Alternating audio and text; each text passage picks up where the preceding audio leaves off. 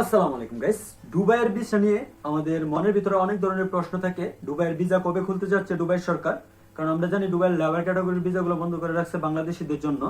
তো আমরা অনেকেই দুবাই আসতে চাইতেছি কিন্তু আসতে পারতেছি না। এছাড়া অনেকেই ভিজিটে আসতে চাইতেছেন। সর্বপ্রথম বলেন, এই যে ভিজিটে আপনারা আসতে পারবেন, ভিজিটে আসতে কোনো সমস্যা নাই। ভিজিটে আসলে হয়তো আপনার একটু টাকাটা বেশি লাগতেছে, এখন আগের মতো না, এখন ডাবল টাকা খরচা হইতেছে আর কি। কত টাকা খরচা হইতেছে আমি আপনাদেরকে একটু আইডিয়া দিয়ে দিই। এখন বর্তমানে ভিজিটে আসতে প্রায় 1,44,000 টাকার মতো খরচা হইতেছে আর কি। তো যারা ভিজিটে আসতে চান, থেকে উপরে হতে পারে, একটু নিচেও হতে পারে, কিন্তু বেশি উপর নিচ হবে না আশা করি। এছাড়া যারা দুবাইয়ের মধ্যে লেবার ভিসায় আসতে চান, দেখেন লেবার ভিসা বন্ধ আছে, লেবার ভিসা চালু নেই। কবে খুলবে এই বিষয়ে কোনো কিছু আপডেট আসে নাই। তবে দুবাইয়ের মধ্যে ট্যাক্সি ড্রাইভার এবং বাইক রাইডার নিয়ে আসবে। আমি ইতিমধ্যে একটা ভিডিওর মধ্যে বলছি, একটা না অনেকগুলো ভিডিওর মধ্যে বলেছি যে দুবাইয়ের মধ্যে ট্যাক্সি এবং বাইক রাইডার নিয়ে আসবে। তো আপনারা যারা আসতে চাইতেছেন, আসার আগে বুঝে শুনে আসবেন। এবং ট্যাক্সিতে যারা আসতে চাইতেছেন, তারা কিন্তু বাংলাদেশ থেকে সম্পূর্ণ কোর্স করে এবং লাইসেন্স নিয়ে জয়েন পর্যন্ত প্রায় 6-7 লাখ টাকা খরচ হয়ে যাবে আপনাদের।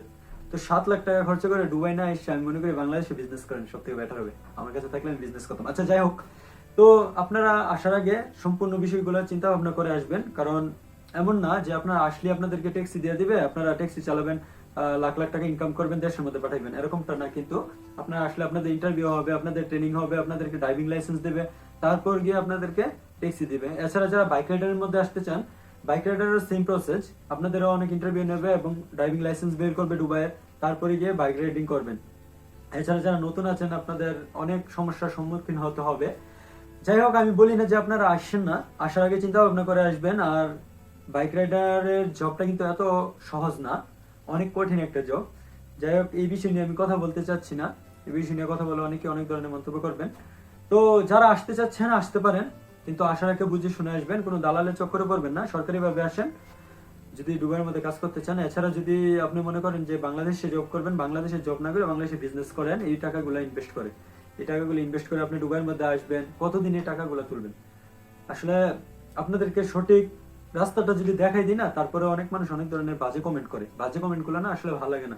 দেখেন, আপনাদের কাছে কিন্তু আমি বিশ আর কোনো বিজনেস করি না, বা আপনাদেরকে একটা নিউজ দেয়া আমি তো লাখ লাখ টাকা কামাই না। যে অনেকেই কমেন্ট করেন যে আমি ইউটিউব থেকে টাকা কামাইতেছি, ইউটিউব থেকে কত টাকা আসে ভাই? ইউটিউবে কি লাখ লাখ টাকা দেওয়া থাকে? হ্যাঁ, দে তাদেরকে, যাদের ভিডিও গুলা ভাইরাল হয়।